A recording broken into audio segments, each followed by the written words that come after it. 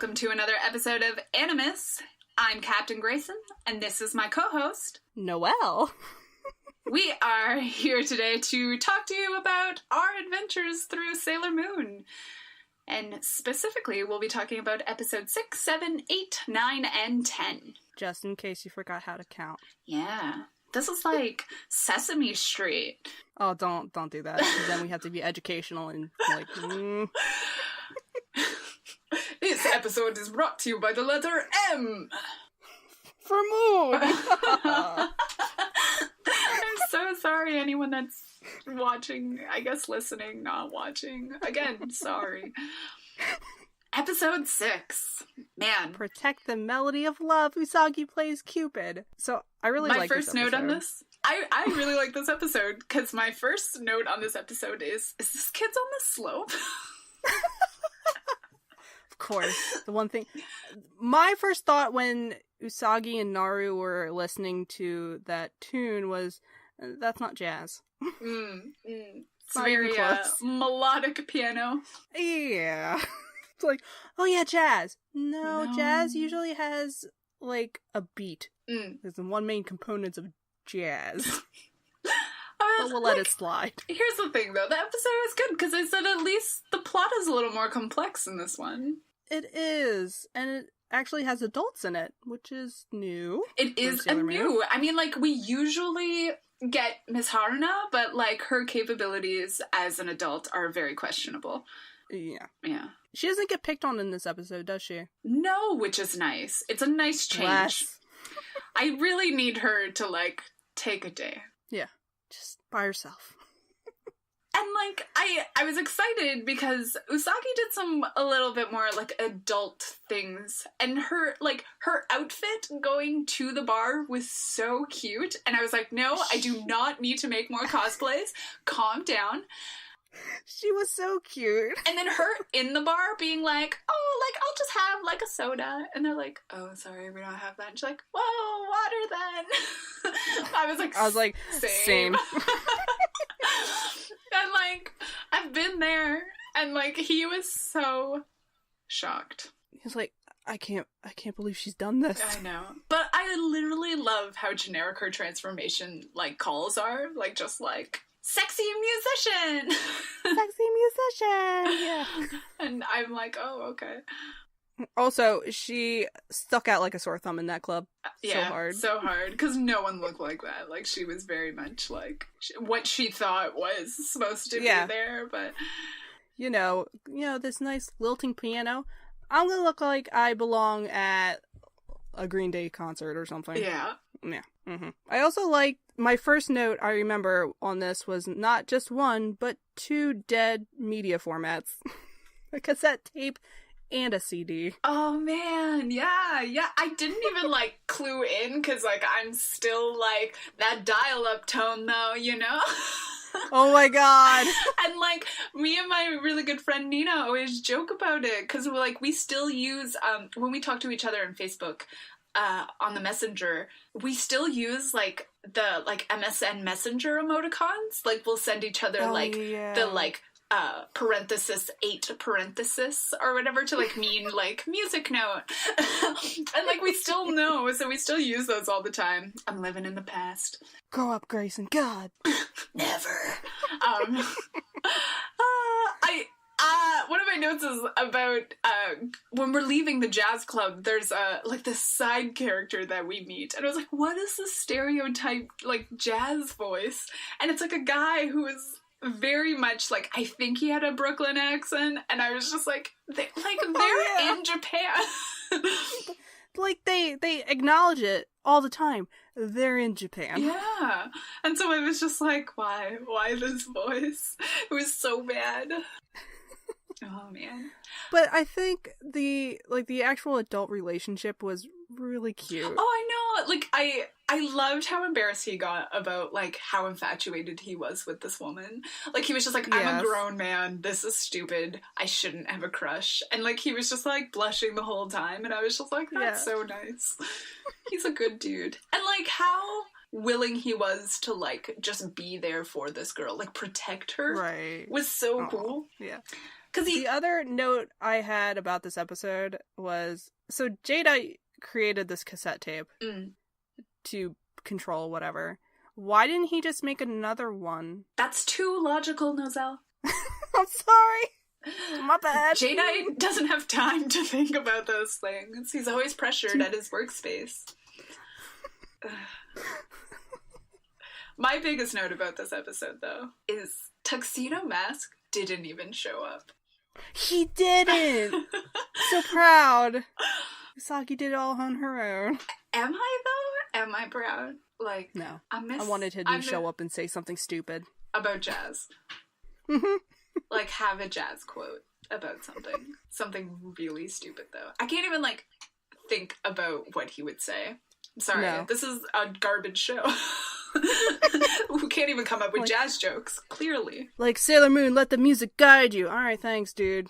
What's that mean? No, it would have to be something, like, rude. Like, it couldn't be, like, it's wisdom that's not wisdom, you know? Like, crying will get you nowhere. Thank you. Thank you. Alright. Cool, dude. Bye. Yeah. Then episode 7, where they decide they want to be talent show. Okay, yeah, it's the they want to be famous episode. I hated how petty everyone was in this episode. Yeah, like it was gross. Also, wasn't a big fan of the monster like creeping up on the girl in the shower. That was weird. Yeah, super weird. And like just like I don't know, everything about this episode was pretty. Here's the thing. Everything about this episode was, like, questionable, and I was like, I don't really like everyone in this episode. Except for Mamo. He genuinely seemed very nice in his own way at this point. Yeah. Like, he was joking with her, but I feel like at this point he thinks it's become sort of their banter. Like, their thing. Their thing, right? And he jokingly, like, is like, oh, you're not going to try out for that talent show, are you, bunhead? And, like... It's like, but like, of course not. Shut up. It's like, and leaves. Like there's like a genuine, like, kind of, he's like, oh, there's something going on. No. Because he, like, long, awkwardly stares at her for a while. So then why didn't did Tuxedo Mask show up in this one? Yeah, he did. Oh, yeah, he did. Because I have the note, he finally does something. He definitely helped out this episode. He did. I don't remember what he did. No. So when Usagi and Naru decide to team up and do a song and dance, their singing not great. Atrocious. I get that was the point, but it was really grating. Oh man, it's so bad. Because it sounds like they use the English lyrics for the opening song, but it sounds like they use the direct translation, which doesn't flow at all. It doesn't flow well at all. Mm-mm. Like, if you're gonna do that, translate the lyrics to mean the same thing, just don't use the direct translation. Yeah. There's also, I have a note that says, oh, the punchline of this whole episode, and I can't think of what it is. Like, I know her last line was literally like, I was like, this whole episode was a joke. And this is the final punchline. And I was so amazed by that. And I hate that. But you forgot it immediately. Yeah, here I am. And I'm searching in my, like, little brain bank, like, what was it? It didn't happen that long ago. I think the worst part about this episode was when Naru decided to team up with Umino. Yeah. And, like, not even as Umino. No. Like, as some weird Jewish older lady? I think. I guess? I don't understand. That was a weird choice, because I'm pretty sure they didn't do that in the Japanese. Like, oh, make them this other thing. Maybe. That was the dub director's decision. Oh, maybe. But, like, maybe, like, Umino had, like, a strong, like, accent from the country or something. Like, my boy would. Maybe. I'm like, I hate that I can't think of the punchline, because I was like, aw, so cute. There was a whole... We'll be talking about episode 10 and be like, oh, it was this! This was the punchline! It'll probably happen again. I feel like other episodes will do the... Yeah. But again, these two episodes were very similar to the previous 5. Yeah. This was again Episode 6 was a little cuter because it like Usagi showed a little more maturity. Yeah, and it definitely like steered away from like what we were usually getting. So I feel like we got this treat with episode 6, and then we just kind of went back with episode 7. To 7. Like, cool. And then we get episode 8, which apparently I just have like a ton of notes on because exciting new Sailor Scout. I'm pretty excited. I love Ami. I really like Ami too. And like my first note of this though is like me, I think, finally coming to love and appreciate what Usagi is. Because I was like, I know Usagi's simple-mindedness is going to come in handy this episode. Yes. And I love that. I like that at first Luna, who's supposed to be on this mission to find the Sailor Scouts, didn't think that Ami was a Sailor Scout. She's like monster. Clearly a monster. Mm-hmm. Yeah, look at her. Monster. Literally, my notes of this are, I think I like that episode so much because it was just like relatable, maybe. Usagi just being like, I don't want to study, I just want to read manga. And I was like, if the scene ain't Penny and I. And oh gosh, and I felt so bad for Ami because she's just trying to study. Yeah, be a girl, be yourself, and all the other kids are like, "Oh, look at this smart girl." No, like I literally, there is a point. I think, do I have a note? Where is it? Okay. My first note is, where the hell did Umino come from? Because he's a creep and I hate him. Mm-hmm. And then I was like, I also feel like this is the scene in Mean Girls when everyone's talking about what's her face. Because everyone's like, oh, God. Like, Ami this and Ami that, and Ami's so smart, and apparently she goes to this school. And then Umino makes a Dragon Ball reference. Oh my God. Oh. I almost turned off the episode. I'm like, all right, no, this is not 2005. We're not about this. I loved it, okay? It was so bad, and I loved it. And then my next note in it is, shut your face, you little jerk. Because that girl starts talking bad about her, and she's like, she's stuck up, and she's snotty, so she doesn't want to talk to you. Like, get over it. Be like, have you tried talking to her? Yeah, no? Okay. No, I'm just gonna assume she's a big jerk. Like, I think we're gonna become the Ami Defense Squad is what we're going to be. We are. Yes. But one of my favorite things about the episode was the secret computer in the Sailor V game that Luna uses to touch back with, like, headquarters. Yes. I was like, what is even happening? But then she uses her secret code, which is the rabbit on the moon is pounding rice cakes. Which is who is she talking about? Right? And, like, I love it so much that, like, she's kind of dense in not knowing that the rabbit on the moon is who she's kind of looking for. Yeah. I also like that this episode also features a dead media format. The floppy disk. Floppy disk. You're right. I did have a floppy disk moment. I was like, wow, that's old. But I was so focused. I was like, Ami is so cute. She is. She's the best. I also... So far... Yeah.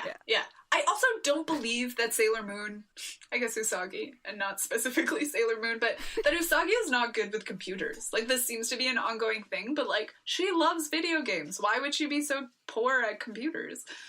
So, this is actually something I know, is that even today, a lot of Japanese, they work with computers, but they're not as comfortable as, like, North America. No, I actually remember reading this somewhere, that it was, like, very different in terms of, like, computer, like, working on a computer and then, like, using a computer kind of thing. I understand now. And then my next note is, listen, I don't want to say that Tuxedo Mask is growing on me, because he's the worst, but, like... I get him, you know? I like that you think he's the worst, and every time he shows up, I'm like, alright, grant me with your dumb lines so I can just revel in it.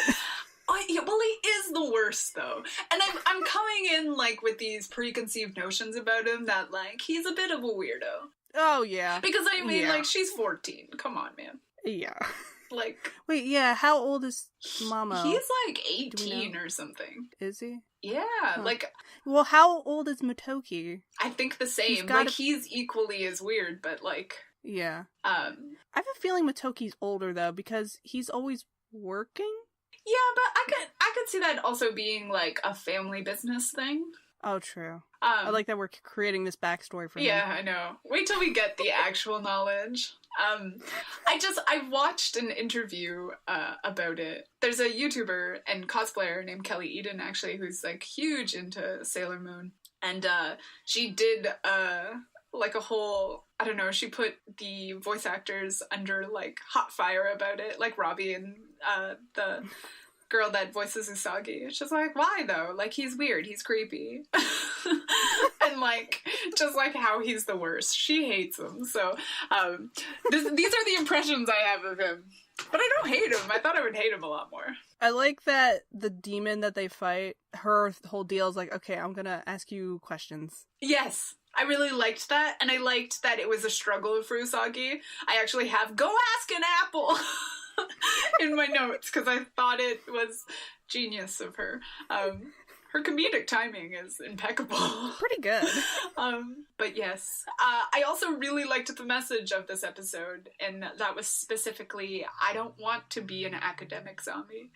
And I was like, yeah, I love this quote. Because, like, I feel like so many people are bogged down by school and, like, grades. And it, like, especially in, like, that setting with cram school and, like... Yeah, I can't even imagine going to, like, school in Japan. It must be the most stressful thing. Yeah. So, I really like this episode for that. I actually super enjoyed this episode. Yeah. And for the first time... Also... For the first time, I feel like it got... violent. It did. And, like, it wasn't clean, you know what I mean? Like, mostly everything else was like, oh, you're done for, and, like, I'm gonna toss my tiara at you. But, like, this monster, like, turned her arm into an axe, and, like, it got real. Ami's transformation is, like, my favorite piece of animation so far. Oh, nice. It's so good. See, I really like Ami, because there's, like, there's just something about Ami, and, like, I hate that she self-doubts herself, because she's good at everything, and she thinks she's good at nothing, and, like, she's just such a humble little being. Like, I just want to hold her. Yeah. I really like Ami. When Usagi took her to the arcade to play Sailor V, and Usagi's like, oh, you should play, and you can see, like, as she's playing, and she sees that she's doing really well, she kind of gets, like, a little dejected, because she knows that everybody else probably around her is like, well, now they're gonna expect this of me all the time. Yeah. And, like, that's the thing, too, is that, like, she just doesn't realize how good she is at things, and, like, that people think she's amazing. And I guess maybe that's what that girl was talking about, that she maybe comes off as a jerk a little bit. Right. Because of that, but honestly, sweetest little bean. Yeah. In the same vein, like, I feel kind of bad for Usagi in that, like, this is something that she thinks she's really good at, and, like, then someone bested her at it. And, like, Usagi is definitely not someone who excels in a whole lot of areas. And so, it's nice to see her, like, not be affected by that as well, though. Like, she wasn't mad about it. No, she, like, at first she was like, oh, she's doing really good. And then she was just like, oh, whatever. Like, she's not gonna, like, let that stop her from being friends with her. No. Well, she has to be friends with her so she'll help her study. Oh, selfish. Ugh. Selfish Usagi. Let me have this. Let me like Usagi. Let me start to love her. I'm still a little on the fence about Usagi. That's fair. But I'm starting. Like, I think there's a lot of good in her. I think her simpleness is like there's a lot of good in her simpleness. It's again, I'm gonna do it. It's very much like Luffy, in that Luffy is so simple-minded, and like everything is comes from such a pure place. And in terms of with Usagi, it definitely doesn't always come from a pure place, I can say. But she lives in a very different world, I guess, that like added possession and stuff. Yeah. So then the clock episode 9 happens. Here's the thing. I really liked the beginning of this episode because I thought it was really cute. I liked the mall montage, and I thought Ami really deserves this. Yes! Oh, the shopping montage was so cute. So cute. And then I made stupid notes about dress code violations. I was like, ma'am, is that regulation dress code? I don't think so. But I guess I don't have to question it. And then I was like, wow, Mom's savage. No wonder Usagi's the way she is. Like, her parents do not, like, they let into her all of the time. Right? Oh my god. Like, they're just like, maybe you'll be more responsible if I buy you this clock. I mean, like, granted, if their daughter keeps doing the things. Right, but she's 14. It's true. Let her live a little. Yeah. I also really liked Usagi's important busy schedule. Gotta get home, eat a pork bun, play video games. Go to sleep.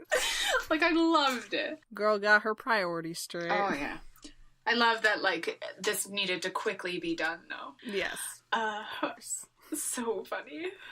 So, I like, or not like, but I thought it was funny. So Ami figures it out, or like, and gets Usagi to follow her, and then Usagi's like, alright, we're just gonna charge in, we're just gonna go, and Ami's like, alright. Yeah, she's very, I don't want to say, pushover is the wrong word, but she's very much willing to, yes, do what needs to be done. She's very different than Usagi, and that, like, Luna's like, Usagi, you need to do this. She's like, I'm scared. Ami's just like, can you imagine, like, Ami was the first person Luna found? Like, oh my gosh. It would be so things different. would have gotten done so faster. Like, and I am, like, 100% for those shades that Ami has. Yes. They're so good. I don't know what they do or where she got them. They're cute, though. I like them. I also really like Usagi as an old lady. Yes! It was such a good part of the episode where I was just so like, yes, cute. Yes. It was also funny that neither of those two actually, like, saved the day. It was Tuxedo Mask. Yet again. Here's the thing. My video actually crashed right when Tuxedo Mask did something. And I was just like, oh my god. Really? And then I fixed it or whatever. And I was just like, I can't believe that right when he does something. And there was just that little bit of the video that I couldn't watch. And then I was like, what did he even do? Your video player was like, nah, no. I'm not all about this Tuxedo Mask. He's an idiot. Yeah. My last note for this is, I love that they have accepted that Usagi's a human disaster. Yeah. Like, they're just like, yeah, she's good, though. We like her. Yeah, Usagi's good. She's very cute in this episode. I liked her in this episode. It's how I'm growing. This is what I'm talking about. I think last week we had talked about how we were like, Sailor Moon is bad. And like, this is awful. And like now this episode we're a little more like less AniMiss and more AniMiss. Oh, but that's called a callback. Yeah, we're look at us tying things together. We're like a real podcast. Not for long. Oh, almost. Almost.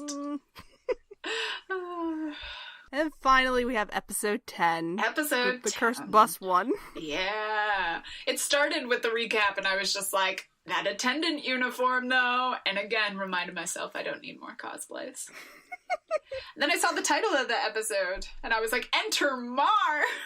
And I was so... That happened so fast. So excited. Like, they just met Ami, and now it's like, hey, Ray. Yeah, but I like it. Yeah. This was my favorite episode so far, I think.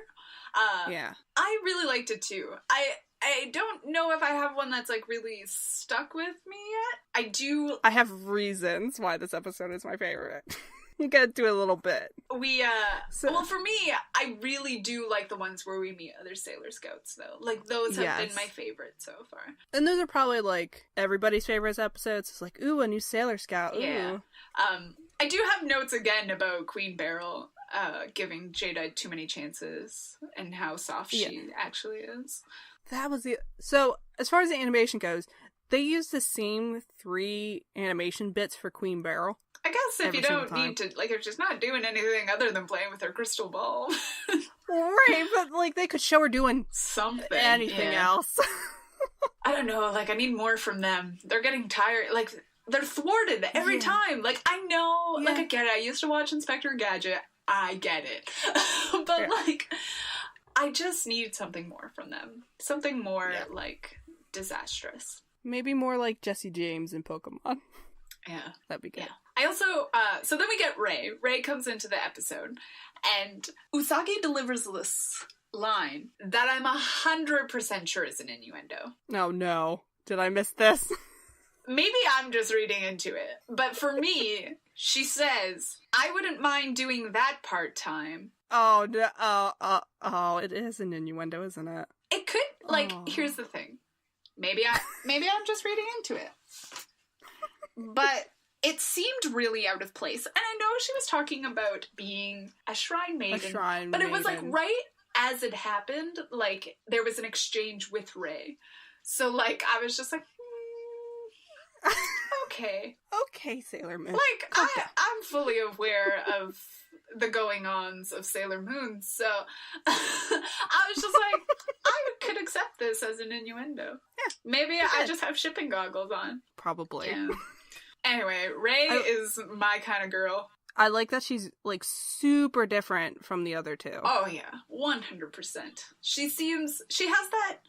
I have a thing for women that I think could destroy me. Yeah. But are also really caring. Yeah. Yeah, so, like, Ray is definitely... I'm down. I did make a note, though. She has 2 pet crows. Is one of the crows named Stamos? Yes. Like John Stamos? No. There's gotta be another... The crow is now John Stamos. And I'm very excited about John Stamos, the crow. Who played Uncle Joey on Full House? Because that has to be the other crow, The other crow? Oh, man. We'll figure it out, because I don't know his name off by heart. Well, now I gotta figure it out. Okay, like, not... Wait, no, yeah, Joey was the funny uncle, not... Yeah. Not, what's his face? Bob Saget. Bob Saget, no, he was not Bob Saget. Who's the other one who's not Bob Saget? Yeah, that one. We got raw off track. Oh, man. Crows. Named Stamos. I was very excited. It's in capitals. The other thing I really like about Ray is that she's already kind of in tune with, like, powers that she might have. Yeah, which was really nice. And then she doesn't, like, kind of shy away from them either. That she was just like, well, this is what you told me to do. Like, I've already kind of been doing this. Like, okay, I can do this. And, like, that's the thing. She wasn't even prompted to use her fire abilities. So it must have been, like, she's felt it before. Like, she's... Yeah. Heard it in a dream or something felt Saw right. It in a vision. Yeah, like it felt right to do this specific thing. Also, Grandpa's dirty. Oh, Grandpa could go in a fire with an Umino. He's slightly more endearing though, in that he might come off as like hitting on everyone, but he flirts with everyone. He does. That little scene does show him flirting with everybody. And, like, I think it's less of, like, a flirtation and more of, like, him trying to be friendly with everyone and everyone kind of reading it the wrong way. Right. I mean, like, there was some lines that were questionable, but... A little bit. And, like, what... I also... Go ahead. Well, I just think it was, like, like, this one was actually, like, kind of terrifying of, like, the bus going missing. Yes. Like, just groups, hordes of people going missing. So scary. Yeah, I don't blame Usagi not wanting to get on that bus. That's fair. But I mean, like, Ami was so ready. She's like, let's go. Well, let's go on the bus. There's people in danger. And she's like, no, I'll be in danger. And you're like, you're fine. You're fine. There was definitely some things happening with Usagi in this episode where I was like, okay, like, the first time when she didn't want to go on the bus, I was like, okay.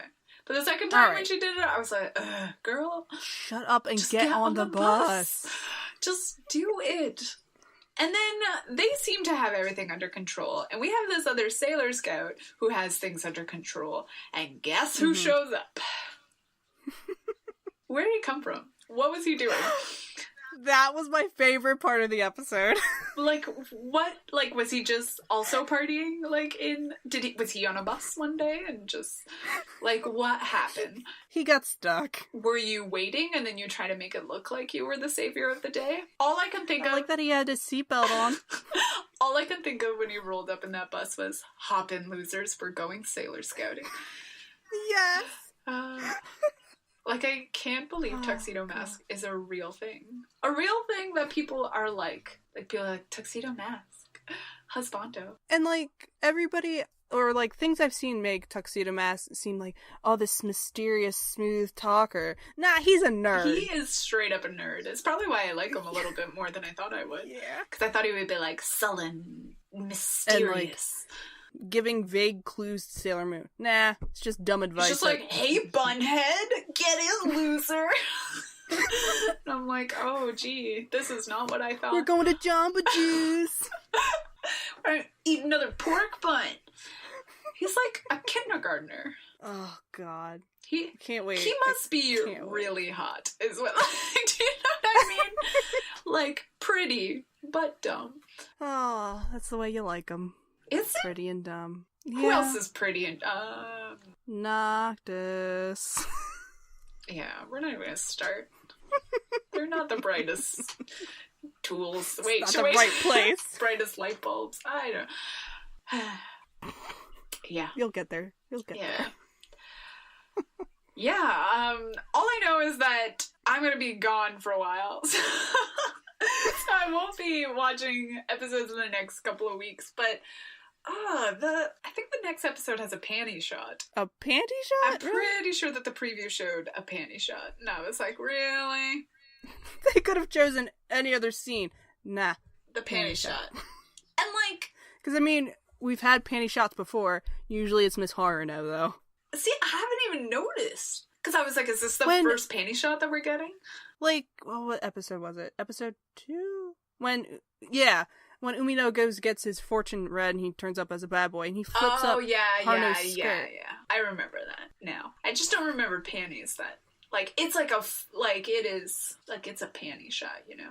Like, it's like a downward panty shot. Like a panty shot. So, like, I'm like, oh, really? And I'm, like, not excited about, like, the rivalry that I know is going to take place between Usagi and Rei. Yeah. That, like, I could do without that. But I know that Rei is also... I've seen stills of her being very much about the Sailor Scouts and her friendship with them, so... So I wonder if there's gonna be a point in time where Rei tries to challenge Usagi for, like, leadership? Oh, yeah, I wonder. I mean, like, at this point, any other person would be competent. Yeah, because I feel like if Rei did that now, Usagi's like, alright, yeah, you take it, I don't care. And, like, I'll hide in the back. But I feel like she'll grow to, like...